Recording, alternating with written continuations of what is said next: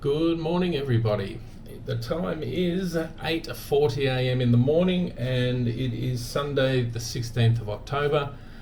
And I've got a bit of an update about my or possible living arrangements here when I'm here in Vietnam.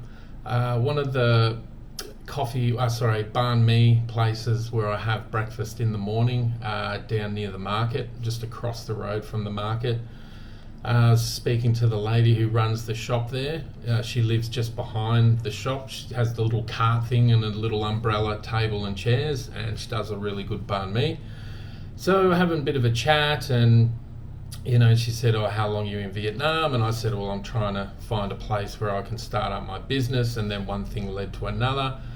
She has a whole house available for 6 million dong for 1 month, which equates to about, we'll call it $100 a week. It's actually a nugget under that. It's like $98, something thereabouts. I haven't had a look yet. I am going back there at 10 a.m. when she closes up her shop. She's going to take me there to have a look. It's a 2-bedroom place. How she sort of pointed to it, it looks like it's a little bit off the sort of main drag here, which may not be a good fit for me in terms of kitting out a retail store in the front of the area, but we'll see. It's so cheap. That's the cheapest place that I have found, and it's got 2 bedrooms, so I can have someone come and stay with me, or possibly have someone stay there and pay the rent for the 6 weeks that I'm not here, so I don't have dead money floating around, kind of thing. But look, we'll see what happens. I'm going to take you for that walk with me. Hopefully I can see it today, and let's see how we go. I'm paying on a week by week thing here at this homestay, which is $20 a night, which over a 7-day period equates to $140. It's a single bedroom place, which is, it is what it is. It's no hassle for me to have a 1-bedroom place right now, because I am just by myself. I haven't got any of my stock together yet. I haven't got any of my equipment here. So it's no big deal, but it is $40 a week cheaper to go in this other place, and that is a lot of money over here for me. $40 is $40. I'm not sure what the math is on that. I'll put it here in relation to currency transfer rate and what it actually equals in dong. So we'll see how we go. Update with the malnourished dog, guys. Dog's name is Yin. I'm going to try and do something, and I've sent an email to the local veterinary clinic here in Hoi An. It's only about 5 kilometres away, to see how much a consultation is for a dog over here. I mean, this poor dog. Last night, when I walked past it to go to the restaurant just across the way here to have my dinner, the poor dog was lying down and breathing abnormally, and it had some kind of yellowy green discharge coming out of its nose. So this poor dog is on its last legs, guys, and for me, if I hadn't have seen it, I wouldn't have known. And I wouldn't have done anything, but it's extremely hard for me when I see a creature like that. Regardless of me maybe not having enough money, I'll find the money somehow, and without coming across as some kind of arrogant Australian, I need to keep in mind that it may come across as offensive to offer somebody for me to take their dog to the vet and pay for the treatment, the consultation, and obviously this dog needs antibiotics at the very least. I mean, God knows what else is going on in there. Hopefully that's all it is. Hopefully it's just a course of antibiotics. On this veterinarian's website, I saw something to do with some special kit that you can get your dog. So I don't know if there's some COVID-y thing over here that the dogs get, and you can test them, or there's some disease that's very rampant in the dogs here. I hear rabies is is a thing, but look, I could be wrong because it's in sort of broken English. When you translate it, it's all in Vietnamese. You got to copy it and then put it into the translator, and there is, you know, a bit of a buffer there between the languages. Would you believe? Oh yes. So need to take all that into account. I asked one of the ladies' daughter at the restaurant where I eat a lot across the way here, if she knew how much a vet would cost for a first consultation, and she didn't know, but she was going to ask her sister and get back to me. So I may hear some more about that today and get back to you on that. All right. Something I've noticed over here, guys, and I noticed it over in Uganda, in Africa as well, because of how third world countries are set up and the lack of money for the blue collar worker, so to speak. Aged care facilities, psych wards, those sort of things are few and far between. So the onus is on the family and the community at large to keep an eye on our fragile members. I have noticed here, as I did in Uganda, that they're allowed out during the day and they walk around and, you know, they laugh and giggle and talk to themselves, and some of them have a kind of mediocre job. There's one chap down at the market who helps with lining up the scooters and parking them correctly and sweeping the area around the market and in through between the stalls, you know, jabbering away as he goes.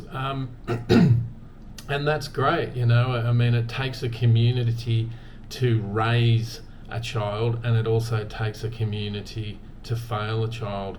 And in terms of, I'm relating that to people with psychological issues as well. You know, there was a time there in the Western geography where we just lock them up and throw away the key, and thankfully that is not really the case anymore. I can testify to that. Yes, when you are in a psych ward, they, you know, depending on your behaviour, if you're really manic and, you know, over the top, they will inject you with just about everything that they have in their arsenal, and I can testify to that. It is not a nice experience at all, but, you know, they do let you out eventually. I was in a psych ward for a month over in Greylands, Western Australia, after an event that happened to me where I was riding my bike in a very temperate area and I was not prepared for it, and one thing led to another. I didn't realise it, but I was suffering from severe dehydration, and I started to have hallucinations, and some of those hallucinations involved hearing voices that were so clear that were not my own. Usually the voices that come to me are my own, and they're cloaked in my own voice, so I believe them to be me. And now with awareness, I know now to take it all with a grain of salt. So the voices I was hearing when I was riding up around Broome and Derby, and I was camped out in the wild in a tent, were not my voice. And I thought they were voices of angels, and they were getting me to go and do things, suggesting for me to do things, and I went and did it like a good little religious boy. And one night I was at a resort early on, and I was speaking to some backpackers and stuff and some bartenders there, and there was this small group of, you know, young, sort of old teenagey girls, maybe 17, 18, 19 years old, round about that vintage. There was about 5 or 6 of them, and the bartenders had seemed to have taken a bit of a liking to them. This was in Derby. Anyway, cut a long story short, I left there, and then at about 2 in the morning or 3 in the morning, suffering from hallucinations, I came back into this resort, and I heard some revelry, sort of partying stuff in a bit of a shed out the back of this resort. Now, unbeknownst to me, it was just like a big garden shed thing. You could probably fit 20, 30 people in there or whatever. The staff at this resort were having an after-work party, and it was probably about 3 in the morning, I guess, something like that. and these young teenage girls were in there. Now, this door was locked, and I knocked on the door, and some guy came to the door, and he was quite upset that I'd knocked on his door, and he was yelling and screaming at me and telling me that he was going to call the police. And I said, what a good idea. I'm very good friends with Sergeant Smith. That's his niece over there that you're giving all the drugs and grog to. He's going to fucking love you, mate. Oh, yes. And I pretended to start calling on my phone. Anyway, everyone in the party just took off. I started running after the head douchebag. I have no idea what I was going to do when I got him, when I caught up to him. Anyway, then all the security was still there, and they all come out, and these guys did a number on me and suffocated me to probably almost death.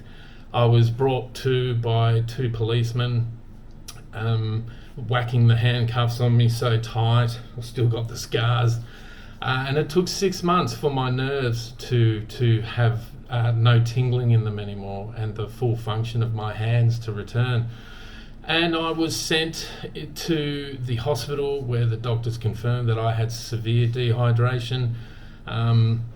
They then basically put about 5 or 6 drips into me and started to try and bring me up and whatever. So anyway, I didn't like all that. So I ripped all the drips out. I was still hallucinating and blood's pissing out, and I've just run off down the street with the bloody hospital gown on with my ass hanging out. And I thought, if I can get to a church, I'll be all right. So I'm running to a church anyway. The police caught up with me, and this time they took me back to the hospital, and all the drips went back in, and a pair of handcuffs to the bed. Anyway, I passed out, and later that night, all I remember was being on a medical Cessna at Derby Airport, with things being taken off me by the plane's nurse. Then I was flown from Derby to Broome, and then put on some other kind of aircraft and flown from Broome to Derby, where I stayed for a month. And that is the story. That is the story that involved me at a later time being discharged and being put on antipsychotic medication for a number of years. I weaned myself off those against the professionals' advice, because the voices were still there. I wasn't, running around doing what they told me to do anymore. I saw the folly of that. So that's how dangerous the spiritual world can be if you are unprepared. And unfortunately for me, I didn't have enough tools in my kit to deal with that stuff. I didn't know that it's just as easy to be coerced and persuaded to do things in the spiritual realm as it is in the physical. So big lesson learnt there. I'm very careful nowadays. I have a team of people, and any weird shit that comes through, I send that through to them, and we have a chat about that. And one of the things, this is a hypothetical, of course, I mentioned it to you the other day, that I am known for that whole Broome and Derby trip. I was, at 12 o'clock one night, I left Dandenong in the pouring rain on a mountain bike with a cargo trailer. And I rode from there to Adelaide in about 17 days. I lost 25 kilos in weight, and from there I caught a plane from Adelaide to Broome, and I lived at Broome for a while, seriously dehydrated unbeknownst to me. Apparently you need to drink more water when you're in the really hot tropical environment. No doubt. Anyway, cut a long story short, so I was on paliperidone and seeking professional help, and anything, like I said the other day, I could be watching a YouTube video and, Siberia looks good right now, and I would, without conferring to my professional team, because I never had one before like that, I would just sell everything and go. And that's what happened at Broome and Derby. I just took off one night in the pouring rain, to give you an idea of how sort of, there's a name for it, I've forgotten it right now, where you just run off and do things like totally just out of character, or spontaneously, which is nice as long as you're prepared for the stuff. I mean, I was listening to voices, they told me to do it, and I just went and did it. So now I flag everything through my team. We make sure that, this trip to Vietnam, the whole having the quadricycle built, Rigsy built, all of these things are spoken about. There's no more of this just running off to fucking Siberia because it looked good on a YouTube upload. No, I've got to be very careful with that stuff. So that's a little bit more of me. All right. Just touch base a little bit more about psychology and the difference between the West and third world countries. I mentioned Uganda and Vietnam.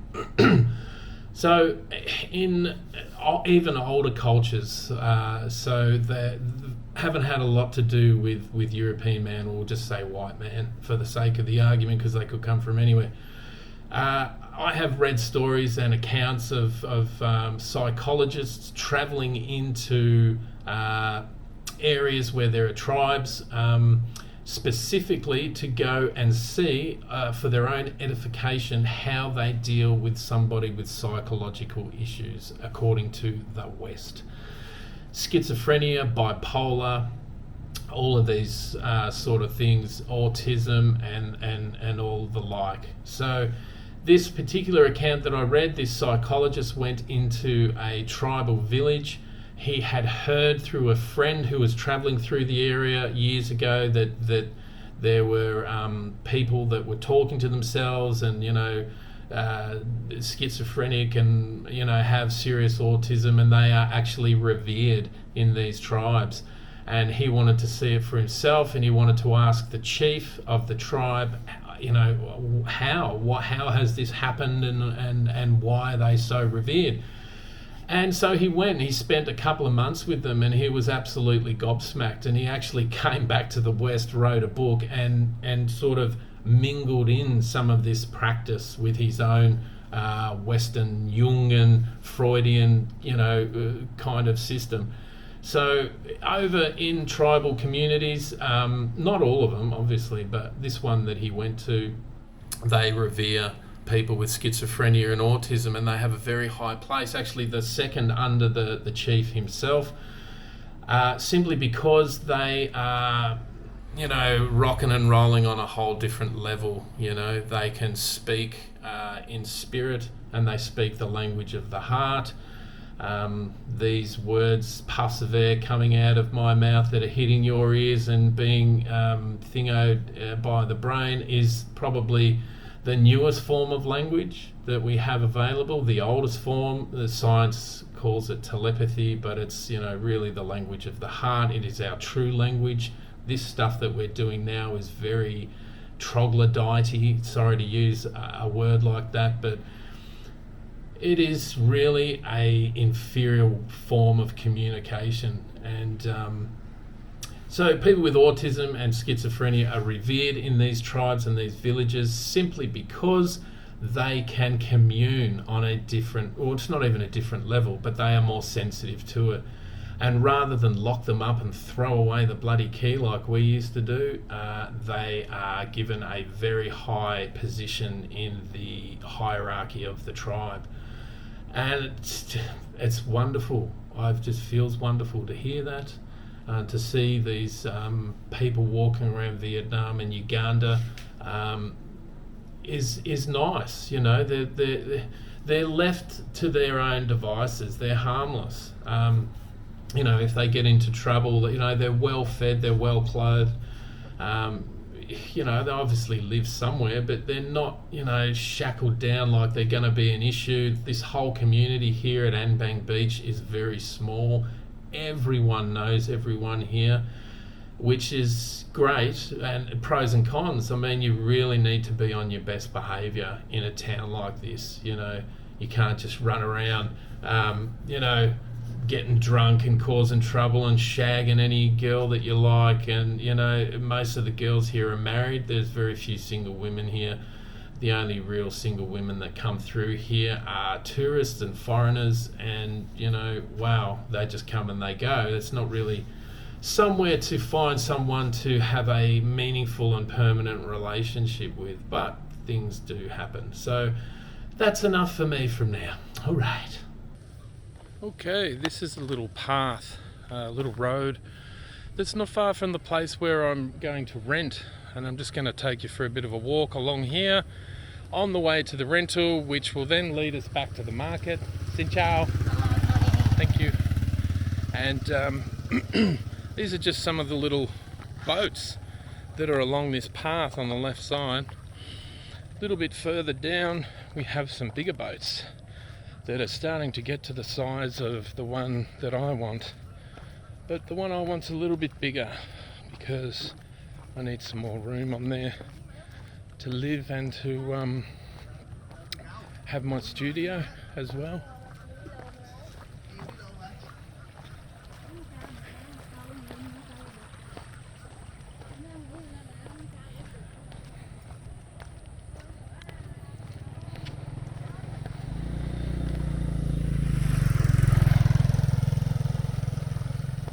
Whoa.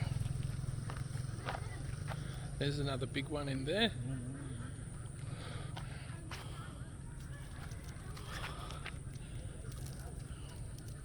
It's okay.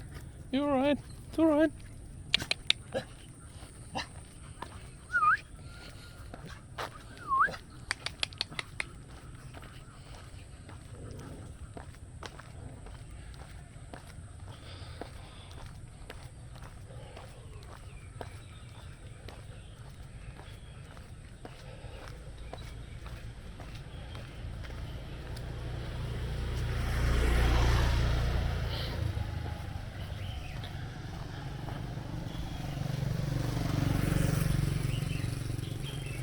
Houses across the way there, right on the water.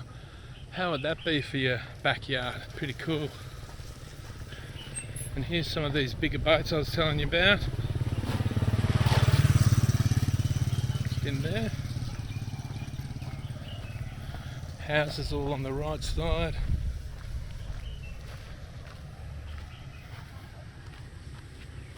Over there.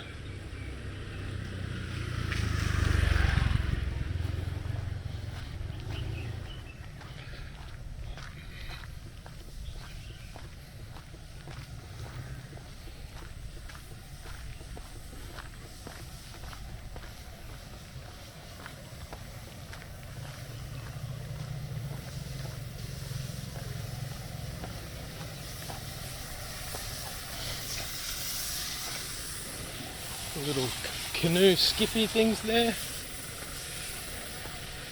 A couple of bigger boats through there.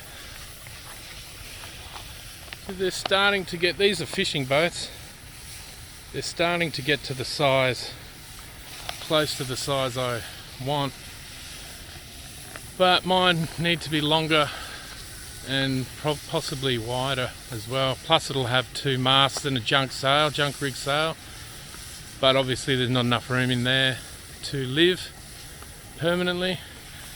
This would make a good spot actually to moor a boat and live on it permanently, but I'm just still not unaware and unsure of the regulations, legislation, so need to look into that a bit more. But it's very difficult because all of the legislation is in Vietnamese, and when you copy and paste it, a lot of the information gets lost.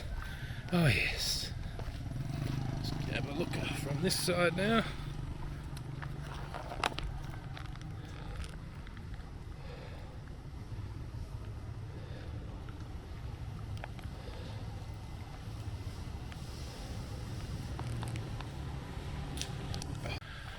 Alright, now we're heading back. Have a look at all that. I can't remember if I walk down there or... Yes, I do. I'll go down here. Little shrine. Right on the water. Let's zoom out, I think. Back. Yes. Go.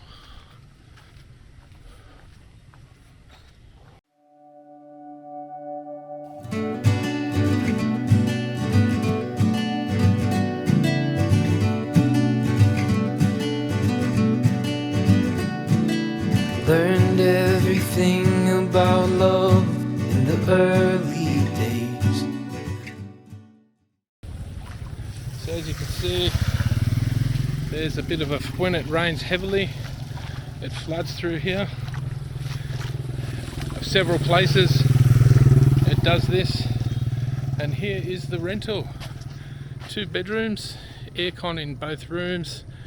It's not been cleaned yet, so I won't show you in there. Plus it's locked.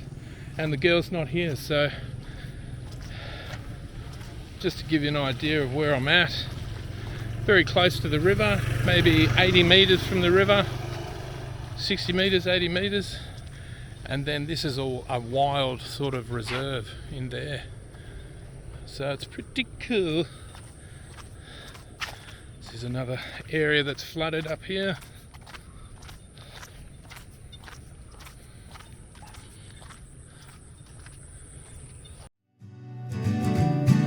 Somewhere we just messed it up and we lost our grace. Now we know we give it all just to see that place. And the sadness, we had this, we knew. We were giants, we were free. We're the ocean, we're the sea.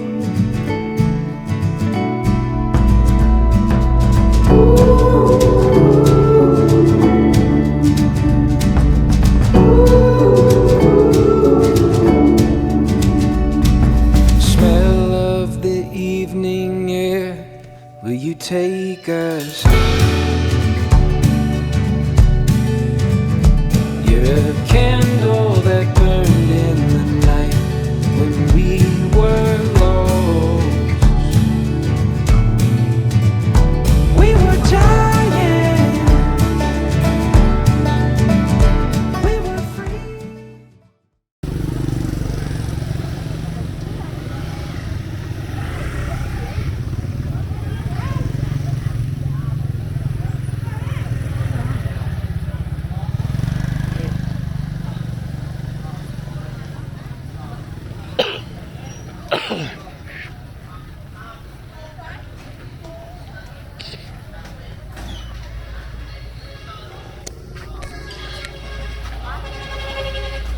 This is my friend Vung. She makes a very good banh mi. Nice to meet you. YouTube, Your friend? my channel. Yeah. You'll see it tonight. Tomorrow. Yeah, tomorrow. Yeah. But tonight I come back 7. Tonight? Tomorrow? Tomorrow or Yeah, tonight? No. Tonight be busy. No problem. No worries. So tomorrow. So we need the my breath. I call you. Yeah.